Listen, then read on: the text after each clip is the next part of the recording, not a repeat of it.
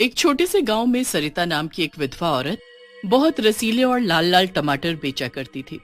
सभी गांव वालों को सरिता के टमाटर बहुत अच्छे लगते थे। सभी गांव वाले अच्छी मात्रा में सरिता से टमाटर लेकर जाया करते थे। सरिता की भी अच्छी खासी कमाई हो जाया करती थी। टमाटर ले लो टमाटर, लाल लाल टमाटर, सिर्फ 20 रुपए किलो।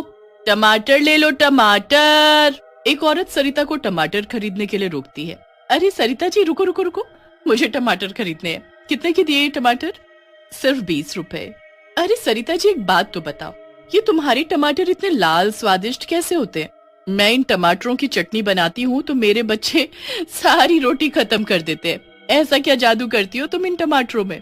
अरे नहीं नहीं नहीं, मैं कोई जादू वादू नहीं करती। ये तो मैं मंडी से ले आती हूँ, बहुत अच्छे से देख परख कर ही एक एक टमाटर चुनती हूँ। कहने को तो सरिता के साथ रहने वाला कोई नहीं था, लेकिन पूरा गांव उसकी बहुत इज्जत करता था और उसे अपना ही परिवार मानता था। एक दिन सरिता ने अपनी सब्जी का ठेला नहीं लगाया था। सभी गांव वाले सोच में पड़ गए कि आखिर सरिता जी को हुआ क्या है। सरिता का हाल पूछने के लिए कुछ लोग सरिता के घर पहुंच गए। अरे सरिता जी, आप घर पर हो? अरे आप लोग यहाँ क्यों? आज आपने ठेला नहीं लगाया, आपकी तबीयत तो सही है?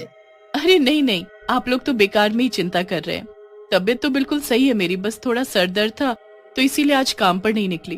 अरे तो हमें बता दिया होता, हम आपको वैद्य के पास ले जाते। अरे नहीं, उसकी क्या जरूरत है।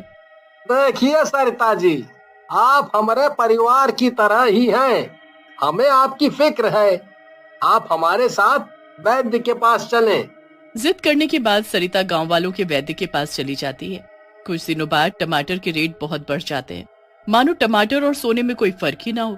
गांव वालों के लिए टमाटर खरीदना बहुत ही मुश्किल हो गया था। जब से टमाटर के रेट बढ़े तब से गांव वालों ने टमाटर लेना ही बंद कर दिया। टमाटर ले लो टमाटर, ताजे ताजे लाल लाल टमाटर। एक औरत सरिता के पास आती है। अरे सरिता जी, बड़े दिनों बाद दिखी, अब तबीयत कैसी है? हाँ भाभी, अब तो सही है। टमाटर लीजिए ना आप। जी जी, कितने के दिए 1 किलो टमाटर? 120 रुपए किलो। क्या सरिता जी, टमाटर बेच रही हो कि सोना? इतने महंगे? अरे हम क्या करें इसमें, टमाटर के रेट महंगे हो गए, मंडी में भी इतने ही महंगे मिल रहे हैं। अरे भाई, मुझे इतने महंगे टमाटर है, नहीं नहीं, मुझे नहीं खरीदने। इससे बढ़िया तो मैं कुछ और ही बना लूंगी खाने में। टमाटर के बढ़ते रेट की वजह से सरिता के टमाटर कोई नहीं खरीदता और उसके पास घर चलाना मुश्किल हो जाता है। पता नहीं कैसे इन टमाटरों का रेट इतना ज्यादा बढ़ गया। अगर ऐसा चलता रहा तो मेरा तो खाना पीना बंद हो जाएगा। मुझे इसकी खोज खबर करनी होगी।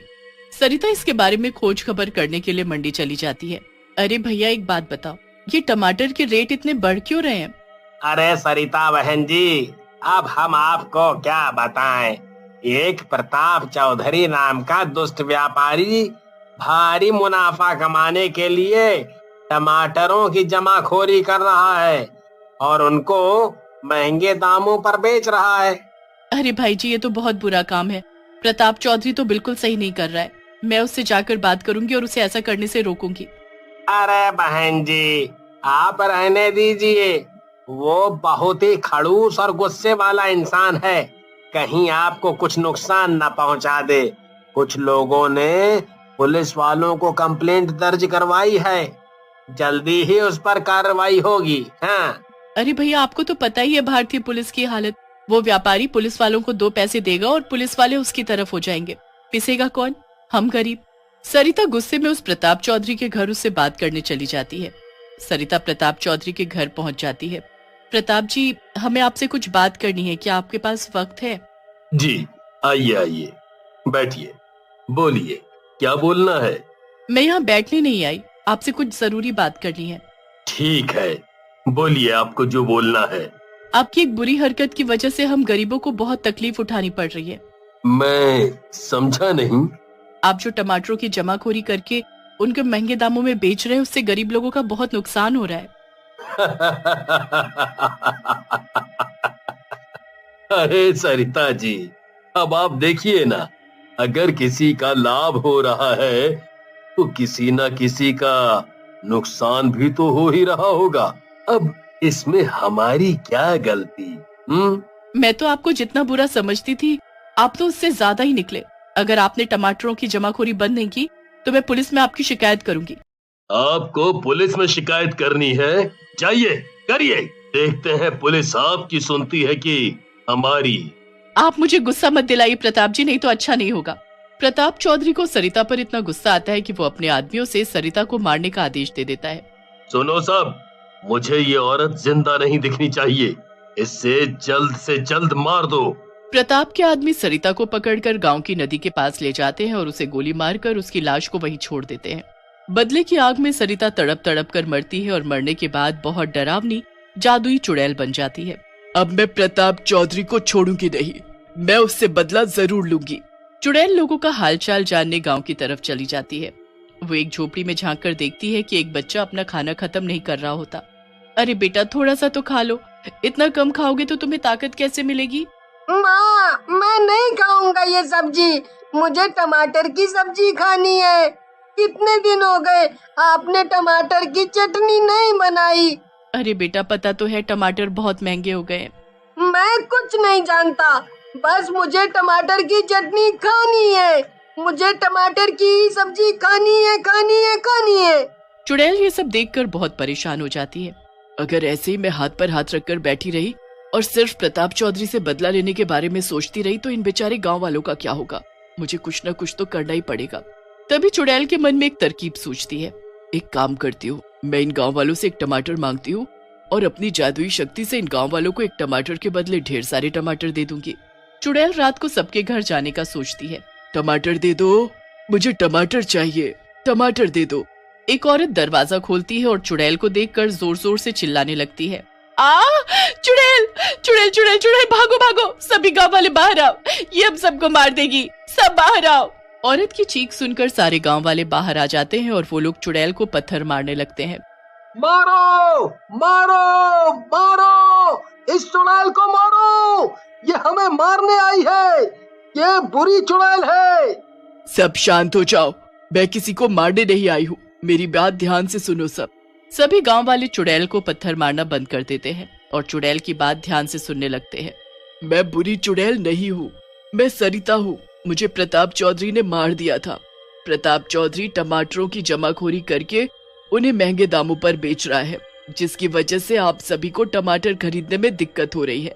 मैं जब प्रताप चौधरी से बात करने गई तो उसने मुझे मरवा दिया, लेकिन मैं शांत नहीं बैठूंगी। मैं आप सब लोगों की मदद करूंगी और उस प्रताप चौधरी से भी बदला लूंगी। गांव वालों की आंखों में आंसू आ जाते हैं। हमें माफ कर दो, हमने तुम्हें बहुत गलत समझा है। तुम मरने के बाद भी हमारी मदद कर रही हो, हम तुम्हारे बहुत आभारी हैं। तुम जो बोलोगी हम वही करेंगे। अब आप लोग मेरी बात ध्यान से सुनो। मैं आपसे हर रात को एक टमाटर मांगने आऊंगी और अपनी जादुई शक्तियों से उसे एक टमाटर से ढेर सारे टमाटर बना दूंगी। और ये काम सिर्फ रात को हो सकता है, क्योंकि मेरी जादुई शक्तियां सिर्फ रात को ही काम करती है। चुड़ैल हर रात को गांव वालों से एक एक टमाटर मांगने आती है और उन्हें उस एक टमाटर के बदले ढेर सारे टमाटर दे जाती है। चुड़ैल की जादुई शक्तियों की वजह से चुड़ैल के टमाटरों में ज्यादा ताकत थी, जिससे जो भी उस टमाटर को खाता था उसकी सेहत अच्छी हो जाती थी। गांव वालों की दिक्कत तो मैंने ठीक कर दी, अब बारी है उस प्रताप चौधरी से बदला लेने की। चुड़ैल रात को प्रताप चौधरी के घर जाती है। प्रताप चौधरी उस वक्त आराम से सो रहा होता है। कितने आराम से सो रहा है ये दुष्ट, अभी इसकी नींद गायब करती हूँ। चुड़ैल जादू से प्रताप चौधरी के सारे जमा किए टमाटरों को अपनी जादुई शक्ति से पत्थर बना देती है और उन्हें प्रताप चौधरी के ऊपर फेंकने लगती है। अरे अरे, ये मुझ पर पत्थर कौन फेंक रहा है? रोको रोको रोको उसे। प्रताप उठकर देखता है तो उसे पता चलता है कि उस पर पत्थर चुड़ैल फेंक रही है। प्रताप उसे देखकर बहुत डर जाता है। अरे चुड़ैल चुड़ैल, मुझे बचाओ बचाओ। तुमने टमाटरों की जमाखोरी करके अच्छा नहीं किया। मैं तुम्हारा पीछा तभी छोड़ूंगी जब तुम पुलिस में जाकर खुद अपना गुनाह कबूल करोगे। मैं वादा करता हूँ, मैं कल सुबह जाके पुलिस के सामने अपना गुनाह कबूल करूंगा। मुझे माफ कर दो, मुझे माफ कर दो। अगले दिन प्रताप पुलिस में जाकर अपना गुनाह कबूल करता है और जेल में बंद हो जाता है। अब टमाटरों के दाम पहले जैसे ही हो जाते हैं। सब कुछ सही होने के बाद चुड़ैल भी मुक्त हो जाती है और गायब हो जाती है।